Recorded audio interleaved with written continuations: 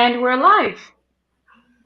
So, we would like to welcome our very first guest, Jeremy Dela Rosa. And we would like to thank Cryptopolitan for hosting this very promising new talk show. And I'm really looking forward to more guests and what is to come with this talk show. And of course, with us, we have the amazing co-founders of Forward Protocol, Mr. Key and Mitch Ranking. So welcome all. Yeah, guys, very excited to be here. Yeah, thanks. Likewise. It's great to be with you this afternoon. Yes, indeed. Thank you for having me. Let's go break some ground. Episode 1. Yeah, it's so good to see you, Jeremy. Good to have you. Likewise, Mitch. Yeah, I mean, it's been a few months since we last synced up, but man, the progress we've made on both sides is really exciting. So happy to kind of talk about all that good stuff today. Yeah, really, really keen to catch up and see what you've been up to. I think that's the most important part here, because when when the focus shifts from the speculation to the building side on what it is that each of us are building and the progress that we are making, that's what truly matters. End of the day, in the crypto world, even though 90% of the focus goes towards the charts and activities, it is what is happening behind the scene that's driving that momentum. It's what is the foundation. It's why the whole blockchain and the tech was created in the first place. So speaking about tech always excites me. Speaking about it is what creates an impact. And we both come from the backgrounds of two different great proofs. And the impact that it makes out there is something that we both personally feel for and that we care about. And that makes for a great conversation. I completely agree, Key. And I kind of think, or I see where we are today in that we're kind of moving into the age of utility and usability. A lot of it's been kind of foundational and infrastructure in Web3, but now like real use cases and real practical applications are starting to emerge. So it's a very exciting time. A lot of work to do, I think, though, but we'll get there. Well, I think that this year 2022 is all about actual execution. It's all about seeing blockchain in real life, in real integrations, and that starts a very major trend and an adoption for blockchain.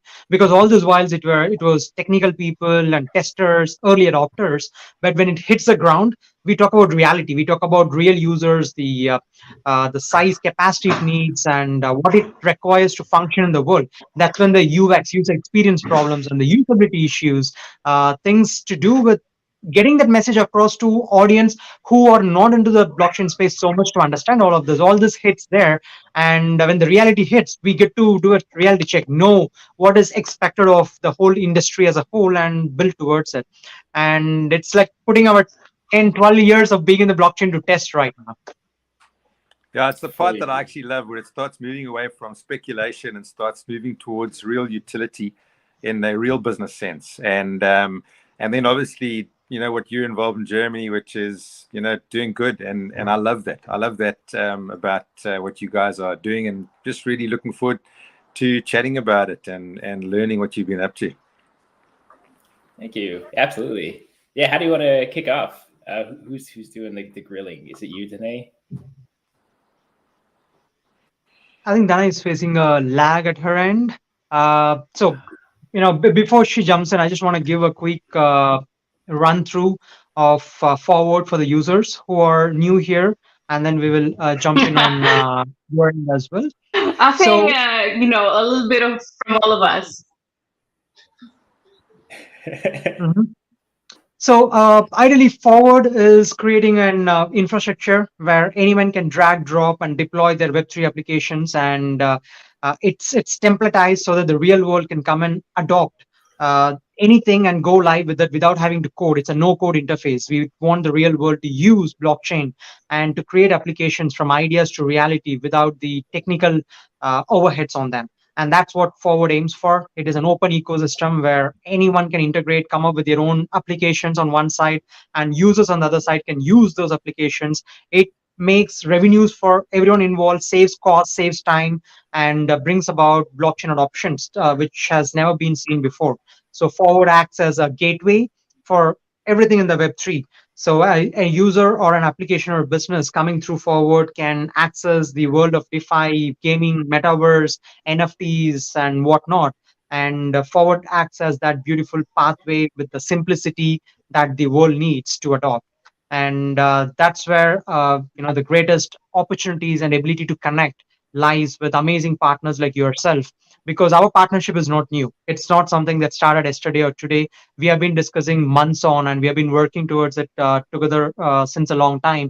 And that excites me to share and hear about your updates as well, and a little more about what it is that you do as a starting point for the audience here. For sure, Keith. Thank you. And yeah, I'm so excited about how you guys have evolved, because I do really believe easing the user experience into coming into blockchain and obfuscating a lot of the technical complexity, I think is really the gateway to get us into the mainstream. I think still, Web3 is very much in this niche period. We're still probably hovering around somewhere between 200, 300 million like active wallets and users. But real mainstream is around 1 billion, and we're not going to get there with the current user experience we have today. So I'm very excited about all the opportunities you guys are creating for people to enter the space. So to maybe I can kick off with a bit of background on journey and the projects I'm working on. So I've been in tech for over 20 years now. So even though I look like I'm a teenager, I've actually been around the block, 40 years old, and spent a decade over at Activision Blizzard. There, I helped to launch a number of AAA games like Overwatch, Hearthstone, Diablo 3, Heroes of the Storm, World of Warcraft expansion, StarCraft 2. Spent some time in Paris out of our Europe office, heading up our digital marketing and data science and data analysis teams. Came back to California to join the esports department, and there helped to launch the Overwatch League and a number of international esports leagues. Headed up our collegiate program called TESPA, where we are building collegiate communities and an esports platform networked around North America and Korea.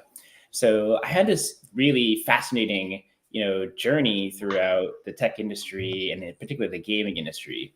And what really stood out to me was there's all this money and energy and computing power and brain power flowing into gaming, and barely any of that was actually flowing back to start to solve real problems in the real world. And it's like not completing that cycle. So, I was very passionate about how could we actually really harness and leverage all of this capacity to actually do good and actually, really tackle the challenges that are genuinely threatening our species today. Things like climate change and rampant inequality, ecosystem collapse. There's a ton of problems that we need to, apply our shared problem solving towards. So understanding the capacity for what we could do and seeing the opportunities that Web3 brings onto the table with sovereignty and asset ownership and DeFi and NFTs and decentralization and DAOs. What we're basically, the thesis is, how do we pull together gaming and gamification with these powerful, financial features of Web3, and then apply that incentive model towards doing good in the real world. So we've been at this for about 1.5 years now, and I've basically founded 2 Web3 social impact projects. The first was Leyline over at leyline.gg.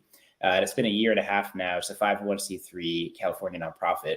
Our focus there is how do we leverage crypto education and Web3 NFTs and incentivize good deeds and reward that to really focus on and help eradicate poverty in these underserved communities.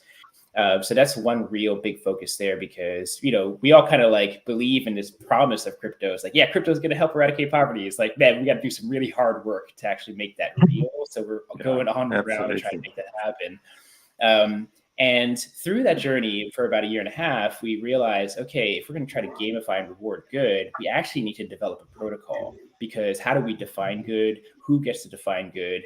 How do we measure it? And then how do we actually fairly and justly reward that?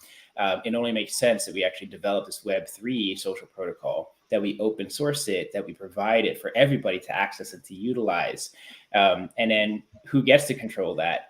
And it shouldn't be me, it shouldn't be my team, it actually should be a democratized and decentralized process. So a natural evolution was, okay, this needs to be a DAO, it needs to be a decentralized autonomous organization where all of the participants can co-own this, co-create, and guide the direction of how we define good.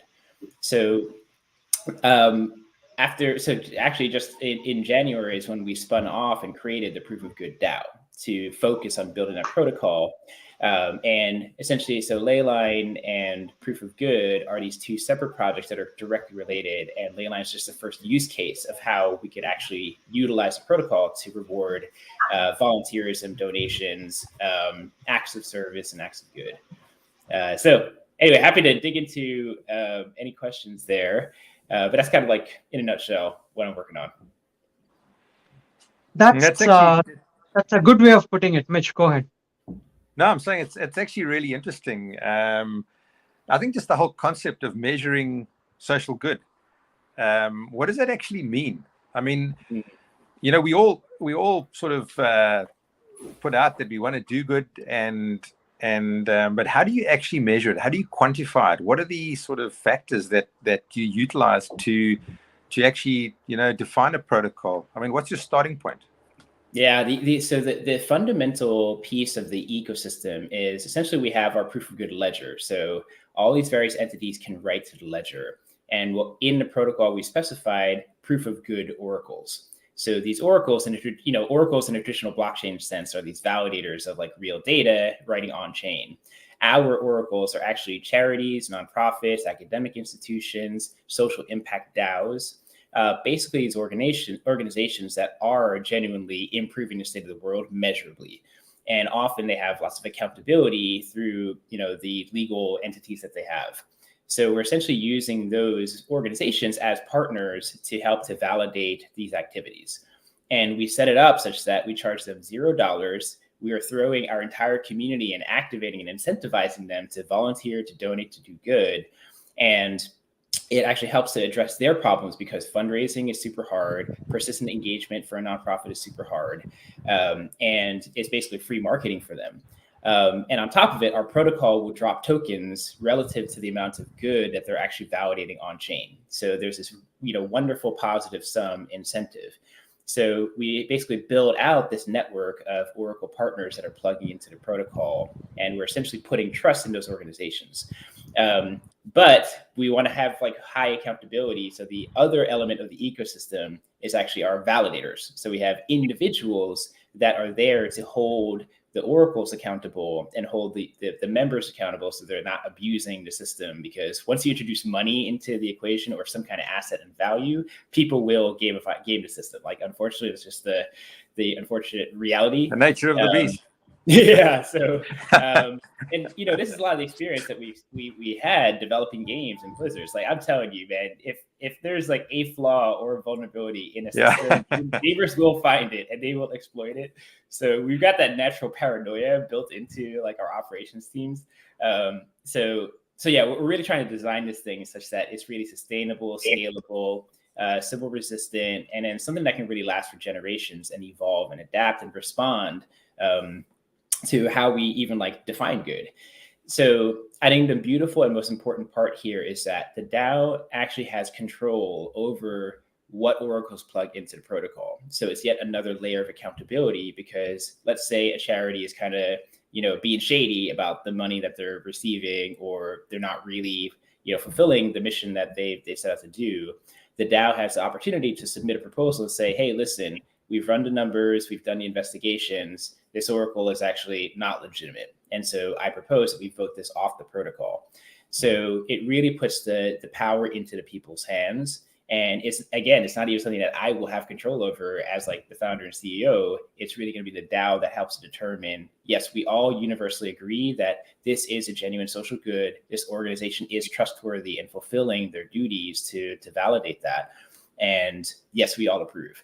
So conceptually, that's how it works. And actually, we're building this now. And so you can actually see it if you go to our discourse forums and to our snapshot instance, like this governance is now happening.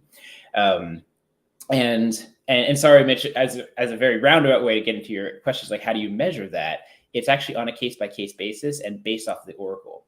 So some of our partners that are focused on, say, mental health or education are the ones that say, these are our activities that we do.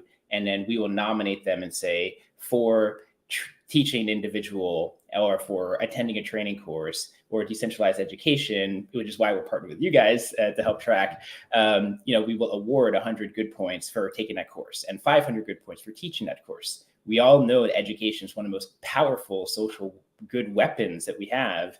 So we might as well reward that and grant points and incentivize it. So I hope that answers your question, Mitch. Yeah, I did. I just, as a second part, could you just walk us through a user journey? So what would it look like to the various participants in that value chain? The guys that are coming in, and then obviously at the other end, the good that you're actually measuring. Yeah, so the ideal state that we're building towards is essentially, you kind of think about as we're kind of building the Pokemon Go of doing good, where essentially you show up, you volunteer with the organization, whether it's like doing a blood donation, and you scan a QR code, and then boom, you get your good points, you get an NFT drop, you get your PO app, and you start to build that identity for genuinely going out there and being there. And so the oracles, like, say it's the Red Cross, would like just say, boom, thank you for doing this. Here's a QR code. Awesome. There you go. And that reward carries through to your identity in the metaverse. And the metaverse really is about identity and communicating who you are and your status, because we're spending so much time there. And, one of the things that's innately important to us as humans is like, yeah, you know what? I go help people. Like I do good things. And right now we have no way to express that, like in a meaningful, objective and trustworthy way. So that's really what we're trying to help develop here is, among many protocols for identity and status and credibility, this is yet one layer to help you express who you are and to build trust with each other. I like that.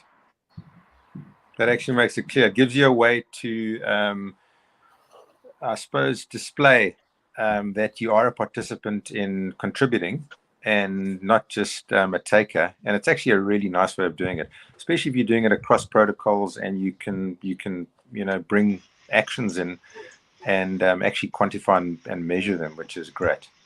Mm-hmm. Yeah, we got to observe a lot around how Web3 culture is emerging, and by studying a lot of like NFT projects, like I own my Bored Ape and spent a lot of time being a part of the community and understanding it and realizing, okay, got it. This is really about communicating your values and who you are and being part of something and part of this group where you share this passion together. And that's where I see this opportunity where, and particularly this younger generation is so passionate about social change, about bringing about a better world. And they just don't have an avenue to express that identity, nor a way to like properly measure it. So that's really what we're trying to provide, for this younger generation. And hopefully every generation follows too, but I think that's the best way to get started. Yeah, absolutely. They've certainly got the interest and the energy to push it forward. Mm-hmm. Yeah, and a vast majority of younger generations like are gamers. I think a statistic in the US for teenagers under the age of 18, it's like closer to like 80% identify as gamers, like, which is incredible. Which makes, and gamers, I think, are a natural demographic to like understand concepts of the metaverse and Web3, because, they've been living in virtual worlds for, like so many years already. And they're going to be the most passionate about, hey, let's change the world because we're going to live longer. We're going to be around when all this stuff like really hits the fan. So it's time to get to work right now. And so, yeah, I actually have a lot of like hope and optimism because I've spent a lot of time with Generation Z and younger, and just see this incredible potential and drive for what they can do. And mostly we got to just build the pathways and opportunities for them to make that change. Yeah, I think the important and the exciting thing that's happening is that really for the first time in history, as a collective, as a species, and younger people especially have got a voice. So if they can aggregate in communities and they can stand up for what they believe, they can really create social change. And And the power of that is absolutely enormous, because you are aggregating hundreds of millions of people in communities, and they can really stand and determine a different outcome for, you know, what is they see. And so I'm interested to know, like, in that type of environment, obviously there are different communities. If we look at, let's just take the gaming community as a community. And I, as a gamer, want to identify with the community and show that I have been contributing to social good. How would I be able to display that? My activity in the ecosystem, what would it look like? How would I identify with what you guys are doing in my particular community, just to show that I am a part of it, and I am, you know, part of making change, about doing good? Yeah. Actually, there's a number of ways, and we're being quite creative about it, so this constantly evolves. So, you know, we started off with our NFT. We basically have like our membership like identities. So our first collection, our first set of NFTs are actually these proof of good backpacks, these POG packs. So essentially, these are like backpacks for the metaverse. And, you know, we're going to go with like the wearables route, and we have like pets embedded inside, so there's still like some identity for your profile pic and stuff like that. But the idea is that, okay, let's level up these backpacks, and the more good you do, you put your good points into your pack, which actually records those good deeds that you have on the NFT. So it actually grows and evolves over time. And the more you level it up, the more you actually get token drops. So essentially, we're going to be paying out from the DAO treasury relative to the amount of good that you do. So the more, like, you know, the more you go out and, you know, take educational courses, or, you know, take care of your mental health, and the more you donate, the more you will unlock perks, utility, and access through your backpacks. And this can happen actually through any of our various NFTs. And then as we develop the open protocol, what we want to do is plug in every partner's NFTs to have the same type of access and utility. So really, the Web3 space is all about interoperability and compatibility. So we're not trying to create this closed system. It's the individuals that own these NFTs can actually log in anywhere to whatever metaverse world and surface up the assets that you've now generated and the story that you're baking into your identity. So the NFTs are like one key piece to carrying around that story, and then is how it's displayed. So we'll naturally build out our own, essentially like our own metaverse like game, where you're seeing your profile, your stats, you see, like, you know, the color wheel of, yes, you did this much like educational good and economic good and governmental good and social. And that's like a way to have like your own digital resume. But the future state is, because it's an open protocol and we're building out all these really amazing partnerships throughout the metaverse with other NFT projects, your good point score is another indicator of, you know, your achievements and what you've done. So you could theoretically log into another metaverse game and have your good point score surfaced in your profile just by connecting your wallet, because you're taking your ID and all your NFTs with you in your MetaMask or whatever Web3 wallet you have, and it carries around wherever you go. So then it comes up to all of our partnered projects and how they build that compatibility, and then they can choose how they want to surface, you know, good points and that story, and what kind of perks it unlocks in that metaverse world.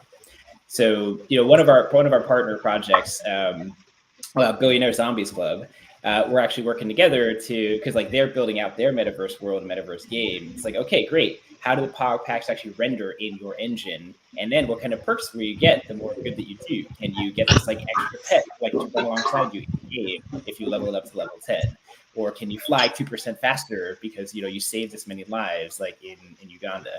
Like those are absolute scenarios that we can create, and which we're starting to work on and build. That's very cool.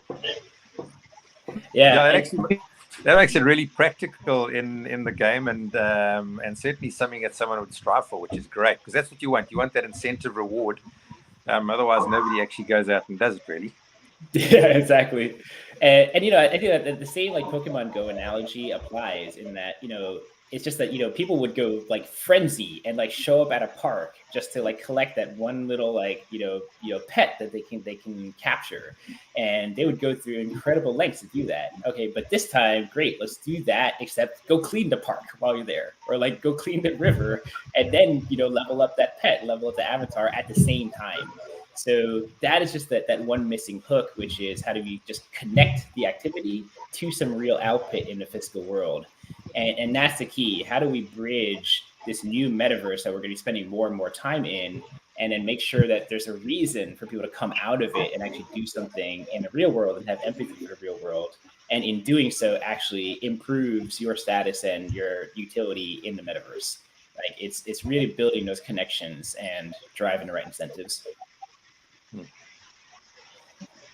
So, Jeremy, I just want to understand what it is that you've been building from a programming or coding perspective. What has been built over the last months? I can see from the roadmap of the website, but let's explain to the users from builder's perspective what is done, what is in the code, what can be seen, what is published, and what is not. But give us a builder's perspective of things. Yeah, we. So I think with Leyline, this is very much like our ground for experimentation. So the past year has really been building out the actual like protocol in Web 2. So we have a lot of like this Web 2 infrastructure laid out for how do we assign a good points, how do we validate, how do we like onboard these oracles. So we're in a process actually migrating that to Web 3 and building out that proof of good ledger. So we're building all this on Polygon, and yes, all of our code will be open source and open knowledge. So we're designing this as a public good. We don't intend to have some kind of monopoly here. And what we've pushed out so far for the proof of good DAO are our NFTs as well as our governance model. So we are using Discord Snapshot. We'll eventually upgrade to a much more custom solution as we get more sophisticated. And where we're at now is by the end of the month or like early March is when we're going to deploy that Web3 social protocol and the proof of good ledger. And we've got about 22 oracles already lined up to kind of just plug into that protocol. So that's really our initial core focus. But if you'd like to see, the system in action, at least in like its alpha version, you can actually check it all out at leyline.gg. You can already start earning good points. We'll port those over onto Web3 once the migration is ready to go. And so right now we're at this like really fascinating early stage. So we're just rewarding our early adopters as much as possible. So we have our initial 500 Genesis NFT set. These Genesis packs are going to be super rare. They'll have the highest, token drops, per month. And all the owners of those NFTs will be co-owners of the DAO. So we're, it's exciting times. There's a lot of like really amazing energy coming into the community. The partnerships are rolling in, investors are rolling in too. So we're at this like, wonderful stage where we know there's something really special going on here. And we're actually going to start to scale up as well on development to really accelerate our roadmap. That's very interesting because when it comes to the world of NFTs, I believe that we are very much in a very early stage because most of the NFTs right now focus on art and creators economy and the fun related to it or the ability to be part of the community. But that is like scratching the surface, not even a start. The real world use case, when the real world starts to use NFTs in the ways and forms that they're trying to own assets and spread assets and move assets between one another and identities and whatnot. When all of that happens, the scope of how much it's going to be used it's thousands of times more, and it's far more than the speculative nature of NFTs that is here right now. And it's very nice to see your backpack model. It's a creative way of envisioning It's the excellent. I remember in the stories in the past, we used to show that in a stick and a small song in the end of it, like they signify that in cartoons that you carry your good and your bad in there. It's similar to that. I mean, you actually have a backpack where you store things over, and you're able to visualize it. You're able to see that in metaverses. It's good, and that creative gamified outlook on real world elements combined is where it's a gamified future because the new generation does not want everything in a very serious, monotonous, boring way. You are bringing the fun into it, but then you're not letting that only be fun. You're linking it to what really matters in life, in world, and what counts in creating impact. And I believe that's a beautiful start to something that will continue to evolve into something even bigger. Like just like you said, it's an experimentation. And everything that everyone in the space are doing right now is a mere experimentation because what the real world wants and what is going to hit there is going to be so much different. And we all look forward to seeing that point in time when it's functioning in the world in future or next years and whatnot. And it's very exciting. Yeah, no, thank you, Key. I mean, and you nailed it like really well. Because we kind of see the backpacks and wearables as a platform, because and it's like your own personal platform. So the number of things that we're doing as well is like we're dropping POAPs and unique NFTs like per activity and event. So these are essentially like badges that you can like attach onto your backpack. So you can, I don't know if you're familiar with like, Girl Scouts and Boy Scouts, like they have the sashes, and then like as you learn how to make a fire, you get a badge. Great. If you, donated 3 times to, the Red Cross, like boom, there's your like a wonderful achievement badge. And you attended like 7 educational, workshops, like here's your POAPs. So you can kind of pick and choose and say and express like, this is who I am, and decorate yourself. Like that's like one piece of the platform. And then conceptually, the backpack is this kind of infinite space, like what goes inside of it. So as you level up more and more, what kind of assets and NFTs can you unlock and open up, and boom, inside your inventory are all these like really fascinating pieces of art or stories of the people that you've actually helped. This is like one of the biggest challenges with philanthropy is having an emotional connection to the input you've provided and the outcomes it created. That's a very, very hard challenge. And I think NFTs give us this opportunity to write that story on chain and to have it visible to you, and you could see a real evolution of like the good that you do and the change that actually really creates. So yeah, there's just crazy infinite potential with how to properly use NFTs. And elevating past like it's just a JPEG, which was like it's a good start, but man, we don't want to stop there. It's a colossal waste. This is a beautiful time to talk about the proof of ownership part of Forward, because that is it's exactly providing doing exactly what you're describing. Because in going in the real world, we have places where you need to have NFTs for identity, which are non-transferable, non-speculative. And it's a different nature, non-transferable NFTs. And on the other hand, you have NFTs which might need to be rented out, not really sold and speculated, but something that you license, like in Shutterstock, photos that you license. So these JPGs, what if I need to have access to it for one day to go to a party, one day to do something with it, or one event where I need to display something and I need to license it. It needs to be rentable or leasable or licensable in whatever manner and form it is. You also have various real world entities like e-commerce. What if they create a product in e-commerce and they need an NFT attached with it to show its actual reliable ownership coming from a particular source?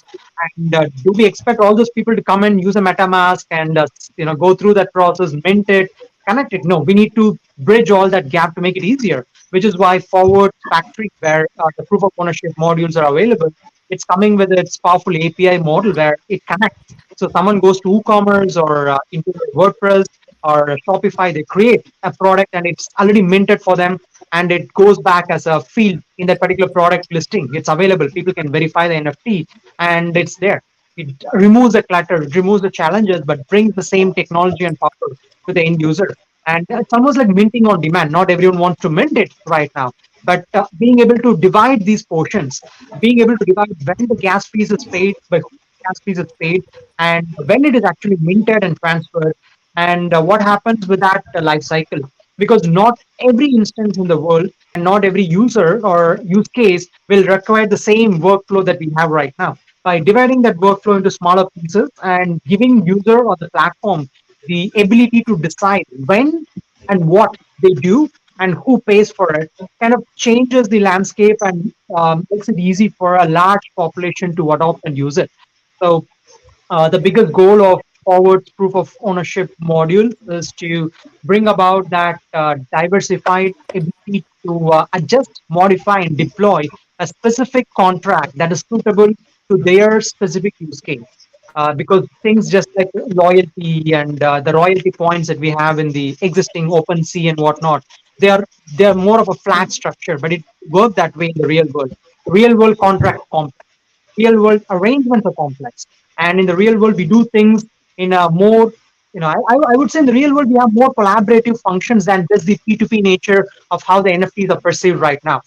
Although the whole blockchain space works in a collaborative fashion, still we function on a one-to-one basis. It's not evolved like the DeFi. In DeFi, you have liquidity providers, and you have people who are trading, and people who are creating the tokens, and you have 4 5 different stakeholders, and many more governance aspects and whatnot. But in NFT, it is more lean at this point, and it needs to be structured better for it to grow in the real world instance. That's something that Forward has been building. So the end goal is very simple. All these are complex, but for the end user, he wants to incentivize something. He wants to have a platform where he is able to provide certain functions of NFT in a certain manner and form. He should be able to do that without the challenges. It could be a certification issuing. It could be an e-commerce website. It could be the batches, like you said, an existing gamified platform or an existing Web 2.0 platform who just wants to connect their batches to NFTs. They should be able to do that without having to create a whole new platform themselves. And that part excites me because it is the bridge. It is a bridge for the Web 2 and NFTs of Web 3 or the metaverses of Web 3. And that bridge is Forward, and that enables so much more to happen without the technical clutter. I believe you have taken the similar approach from how you moved from Web 2 to Web 3 with your Web 2 infrastructure and bridging it to Web 3 and creating that solid uh, and really tools. And it's very great to see the similarity in the roadmaps of how it has been followed. Yeah, I love that, and actually, it actually sparks a few questions too, which is, I love that model, and I was curious on your thoughts and your vision around this concept of decentralized IDs and how you can kind of take your ownership model and your reputation and carry that through across different platforms. How do you see proof of ownership kind of plugging into that concept, or are they two separate things? No, because ownership, end of the day, with the what blockchain is trying to accomplish, it is going to be a way and means for us to own anything that we want. But in the real world, we have two layers of ownership. We still have the legality aspect. So if you're using some real assets, maybe something like property in real estate, you still need the title deeds and the governments and whatnot that symbolizes it. So that's where you have something like a custodian, similar to how we have USDT, but then the USDT issuer, hopefully, they are the custodian of dollars in the bank. And the same goes with all the stable coins out there. Still, we do have algorithmic stable coins which are independent of it. But if the real world assets are there, then you still do have a means of having some form of custodian there. So that layer does exist, but the layer on the blockchain is ability to quickly and swiftly move the ownership within the within each of us, unless you have to claim the original assets back anyway. But when it comes to an user identity, you don't have that dual nature. You still have the government records or the records of a particular organization. As long as that organization blockchain the record, then the problem is solved there. You do have the identity completely on chain, verifiable, and non-transferable if that's what it takes. Because end of the day, uh, identities need not be in database, which gets hacked, which can be modified, which can be cheated on, which can which you cannot really verify as much as you can on the blockchain. So the future, which is something that most people unanimously agree, is that identities on blockchain is one of the most foolproof way that we have to anything that we currently have. And I don't think there is, and of course, you can have counter arguments on terms of security, in terms of multiple blockchains, how it moves between a blockchain to another. But we believe commonly that the blockchain is the most secure way to store any form of identity, whether it is an individual, it's the records of the individual, or his history, the reputation of what he has done. Because unless the individual is ready to spend billions of dollars and trillions of dollars to attack a whole blockchain, 51% attack to kind of prove that, okay, he didn't do something wrong on a particular platform, which is very unlikely in a truly decentralized platform, at least like the likes of Ethereum. And uh, the reputation can be in no better place or in no better hands than the hands of the community of blockchain users and the blockchain itself. I fully agree. I think that's such a profound insight, and then I think like the next layer is, okay, when you know that there is a source of truth that we can all rely on, what are now the inputs to that system? So how do we set up the right protocols so that way we know that the inputs from the source of truth, particularly coming in from the physical world, are actually trustworthy and reliable. And then as a global community, we can all have the shared trust in that. So I think like, I love what you guys are doing, taking a protocol approach to everything, because I think that is the way we pave the way towards like trusting these systems. And, I kind of imagine a world where Web3 is just going to be full of protocols. They're going to be like hundreds and hundreds of protocols that we all, pick and choose like what we like.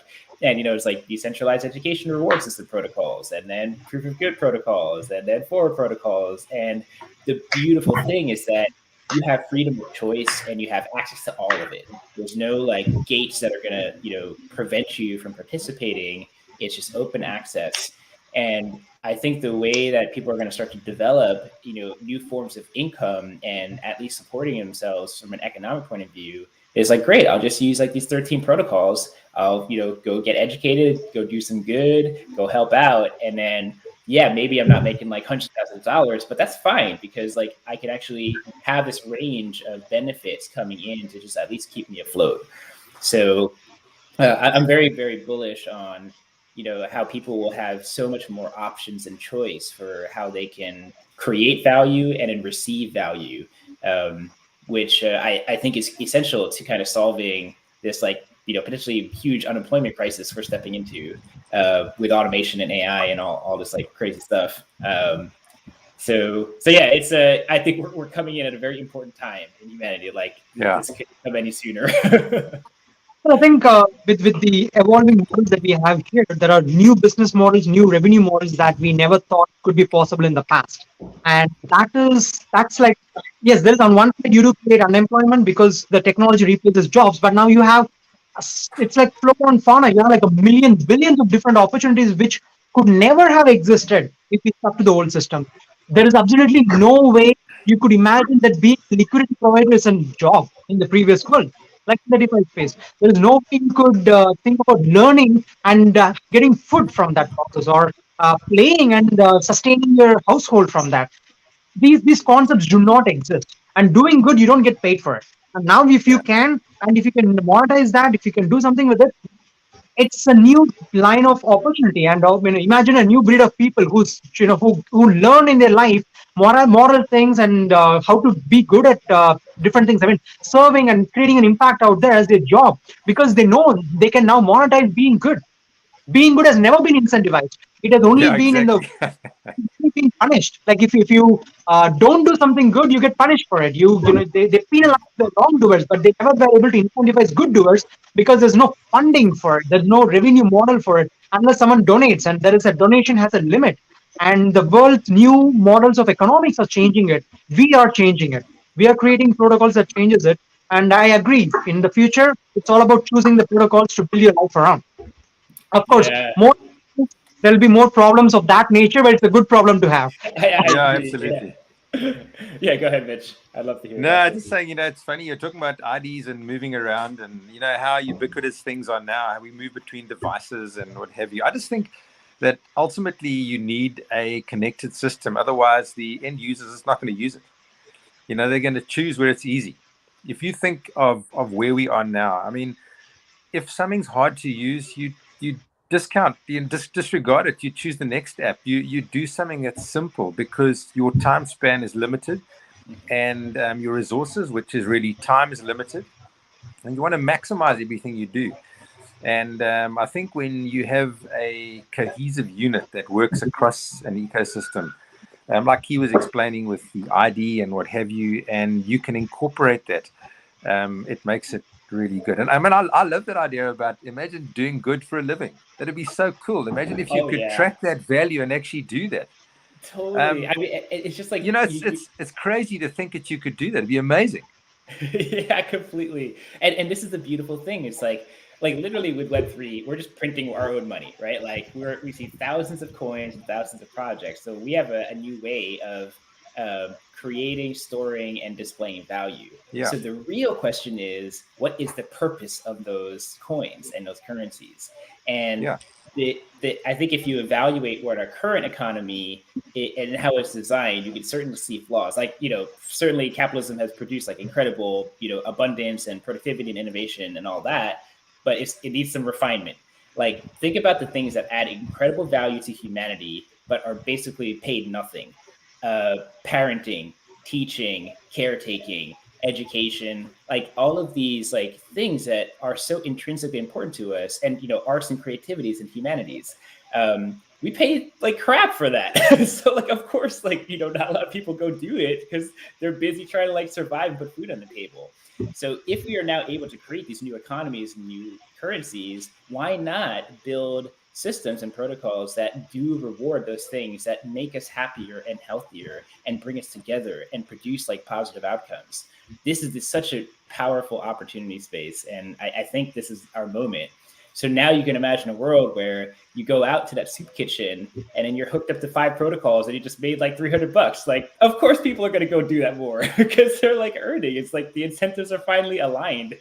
And these poor nonprofits are just like, please come help us. Like, we're begging you. It's like, instead you're going to have like a rush of people. And they're like, I want to help, so it's just so fundamentally game changing. Like it's really hard to like imagine, but this is, I think we have this opportunity. Like we can really make this happen now. And we're seeing it on the ground. So now it's just like, how do we scale it? And how do we help people understand and start to believe that this stuff is real, that this positive sum game is possible, and then overcoming the complexity of it. So we're getting there, guys. Like it's happening. It's a lot of hard work, but I can see it playing out the right way. So why don't you share some insight on how the partnership between Leyline and Forward works? What are the areas of collaboration, areas of integration that you see right now? In the past years, Leyline's in areas of integration, but right now things have evolved at the end as well. So what is your new outlook? Sorry, Key, you're breaking up just a little bit, but could you repeat the question? So audio. Technologically that we see between Forward and Leyline, now that you have also progressed quite a bit in the months. Oh yeah. I think there's so many ways that we've got synergy, and when we first got together, I think one of the easiest and like most practical use cases was really education. So a big focus for us, like for our first couple phases, is on education, decentralized education, and mental health. So because you guys already have the protocol and we're really focused on decentralized education, to me, that's a very natural way that Forward Protocol is one of the oracles that helps to track and validate that. And every single one of your users and community members should be earning good points and NFTs for participating in education. So that was like such a natural like win-win. So to me, that's an opportunity. When we've launched our Web3 protocol, we just plug in Forward, and then every single one of your users benefits from all of the reward system. The other piece is, I think every one of our Web3 projects in this space has to have this focus on how do we both educate and onboard people onto Web3. So to me, we're spending a lot of this time and energy developing workshops, training, educational materials, and a community that's actually guiding people through. So there's a natural funnel because, we have a lot of activity in Philippines, Southeast Asia, Africa, Haiti, where we have our NGO operations. What we want to do is actually point them towards the resources to say, if you're a creator, here's the pathway, and look at all of our partners and protocols. If you want to get into Web3 creation and start a business, boom, here is Forward. And here's all the options that they provide to you. So as part of our education, I think there's a natural flow towards real solutions. So I think that's really the key, is like, how do we create that kind of flow in the ecosystem where every step of the way has incentives and rewards like put in place. So that way people's like time and energy is worthwhile. Like they'll go through the journey because they know at least they'll get some return on that investment. In the future, I think the other element is how do we further integrate and cross-pollinate our communities? And a lot of that's going to come through like, membership, IDs, and NFTs. So as you have like other ways to surface people that are in your community, we'll grant them access and rewards into our DAO and our privileges, and we create that cross-compatibility. So there's like huge, I think, opportunity for us to co-create and co-develop for many, many years, I think. Yeah, I think the moment the users come and use any of our protocols, they are going to have their own ideas on what they want to do in their world of business, in their own lives. And since Forward provides that infrastructure for them, It will also enhance how they want to plug in and bring their business to life. And whenever they see that any part of their business, they want to do something like CSR or any good portion of it, they know where to go and the view. So it's like the protocols are paving the way, and people can build on them and utilize them to cut short the time it takes for them to do what they need to do in the Web3 world, which is only a matter of time. It's inevitable. They need to do it. The question is when they're ready for it. Yeah, fully agreed. Fully agreed. So yeah, I'm excited, man. The possibilities are huge, and I think what's also beautiful is that it's not just this like Leyline, proof of good, and forward. It's actually all these ecosystems that we're also attached to. So our network just continues to grow and grow, and I think the way that we win in the space is through cooperation, compatibility, interoperability. So and actually we need to, because we'll end up in the same kind of monopolistic situation we are in now with Web 2. So we would actually bring into the fold all of our network to just say like, all right, here's Forward Protocol. So yeah, even it's not just considering our community of like about 7,000 or so. It's really this broader community of all our partners that now flow into your space and vice versa. And I think as we start to really tackle these user experience challenges and it becomes much more seamless to participate in each of our projects, that's when things start to go exponential. So I think this year is very much like building those foundations and building that kind of compatibility and then nailing the user experience. And probably 2023 and beyond is when things like really start to go parabolic. It's going to be kind of crazy, honestly. And you kind of pair that with one is like Starlink and Blue Origin are going to start to blanket the earth in high-speed internet, and we're going to focus on like distributing like hardware and phones and iPads. So the amount of people connecting into the space and actually starting with Web3 is going to be absolutely massive. So again, it's like there's huge responsibility in helping people onboard onto this space and onboard onto things that are actually trustworthy and not get rug pulled and scammed. That also set it up so it's sustainable, that like they can actually lift themselves up and then continue without like this like constant support. Sorry, I went through 5 different tangents there. Oh, that's perfect. So Jeremy, let me ask you something. Sorry, Key, you want to say something? Go ahead, Danai.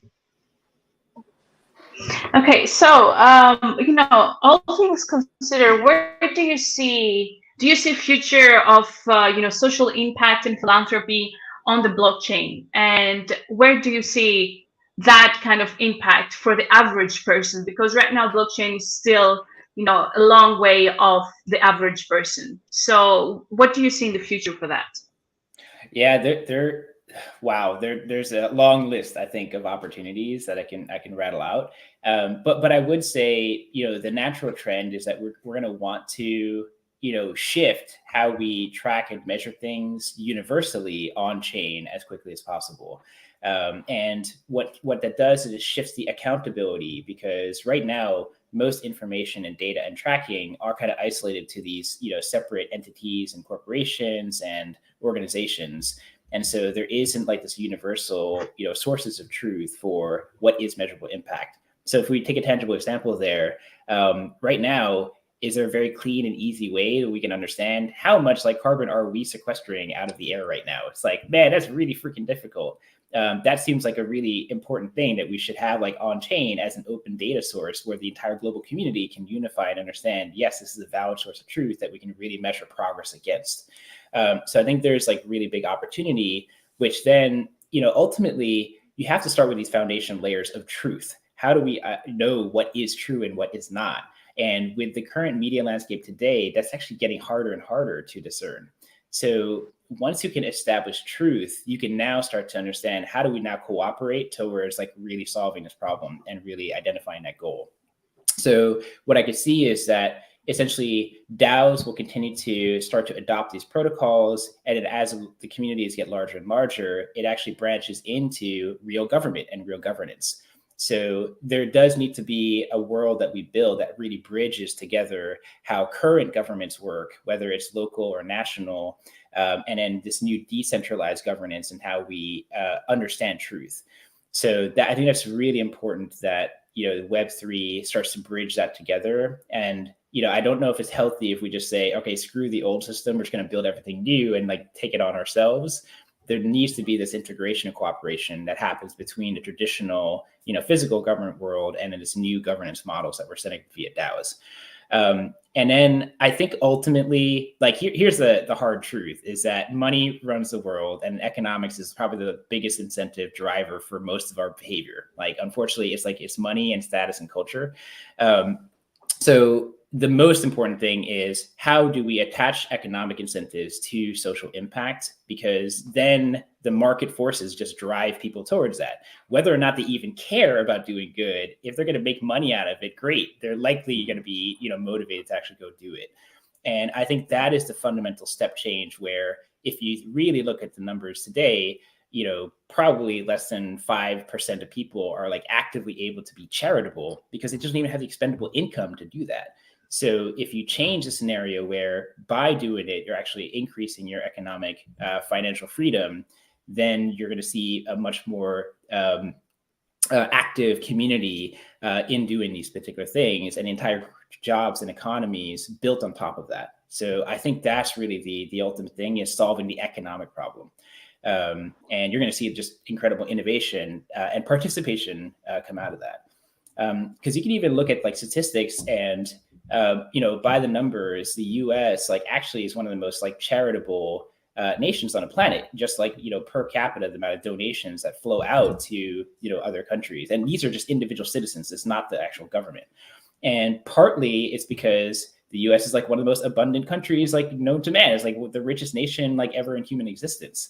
And so you could see that if you just kind of extrapolate, a lot of it comes down to people tend to give when they have a lot of economic abundance, because they've reached this level of self-actualization where they're no longer struggling to put food on the table, and they realize, okay, I've got all this money. What am I going to do with it? I might as well do something, useful and helpful to people, and feel this sense of satisfaction.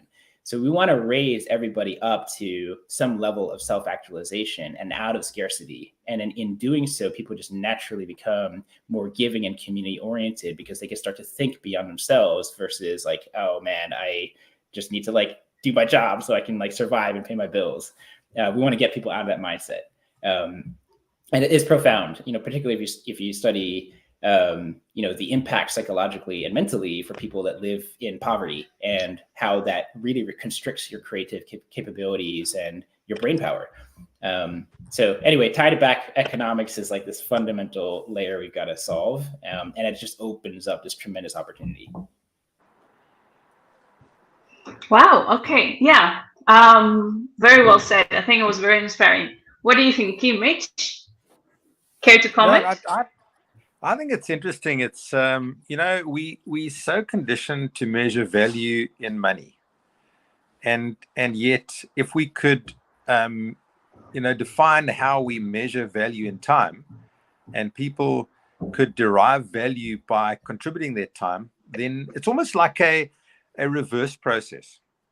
Because essentially, what we all have an abundance of, whether you're working really hard, etc., you might not have additional funds, but you might have some additional time. And if you can contribute that time to doing good, and that can be measured economically and converted into value that is actually valuable to you, you'd actually win on both fields because you'd have more economic power in your hands. And now, because you've got more economic power, you might be incentivized to give more of your time.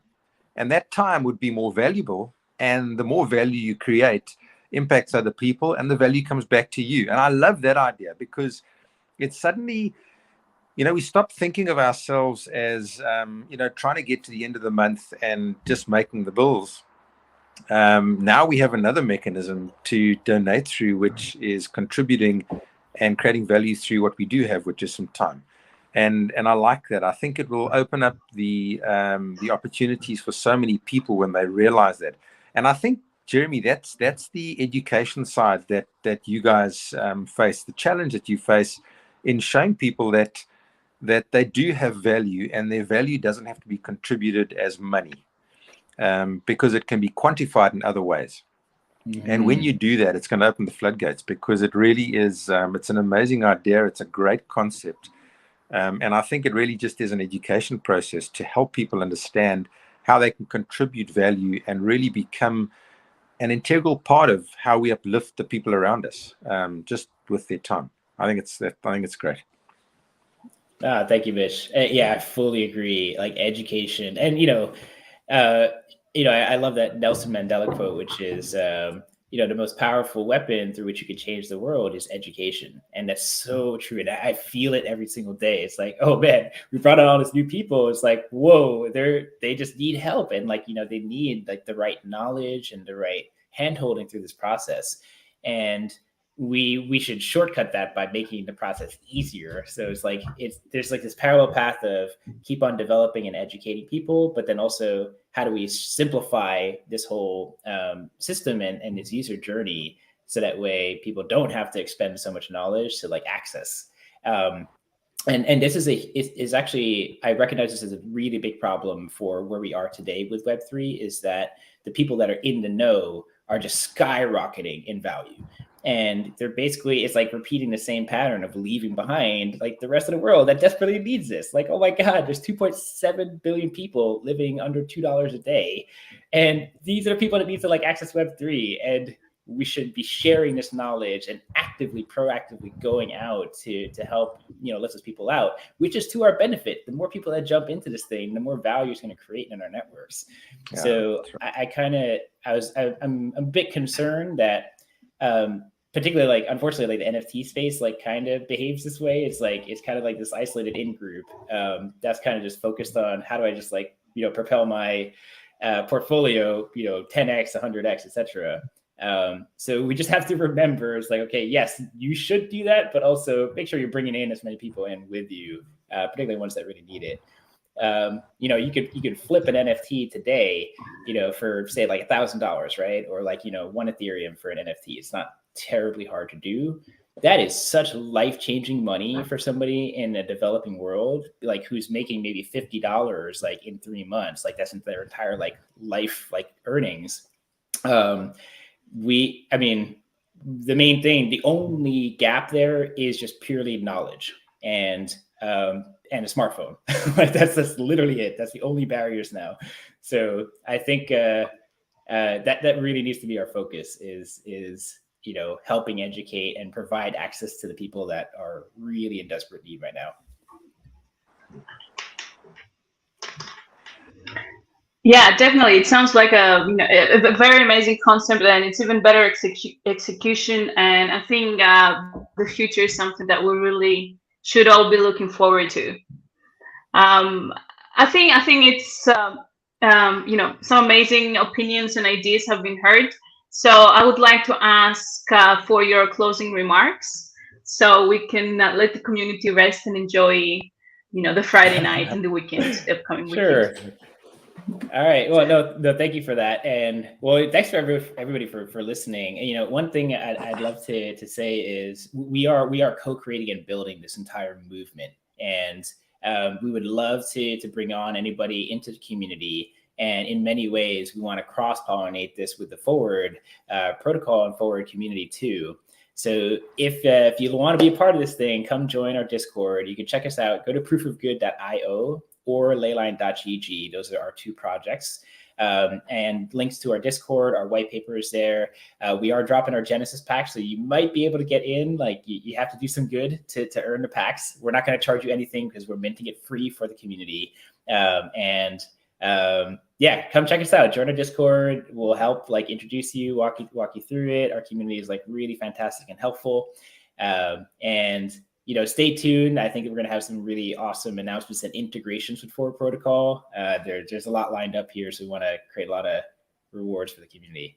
I'll leave it at that. And thank you again. The future is bright. We're going to make it happen. A lot of work to do, but we can do it. Thank you. Thank you so much. Key and Mitch. Thank you, guys. Thank you, everyone. It was a great chat. It was a good chat. So happy with that. We will all connect again soon. Yeah, Jeremy, it's been really Thank cool you. chatting. Really amazing chatting. My journey started off with this whole idea of trying to make an impact, and that's really how I met Key. I mean, he has that heart too, and so to speak to you, which really is spearheading something that is defined by impacting and lifting up other people, is wonderful, and it's certainly something that I'm going to put my shoulder to. And I know Keep is the same. We're looking forward to working with you and seeing where we can take this and seeing how we can actually impact people around us. So thanks for being here. It really has been cool chatting. Absolutely. My pleasure, my honor. I'm grateful. Let's go do this. LFG. Thank you, everyone. Cheers. All right. Bye, guys. Have a good one. Yeah.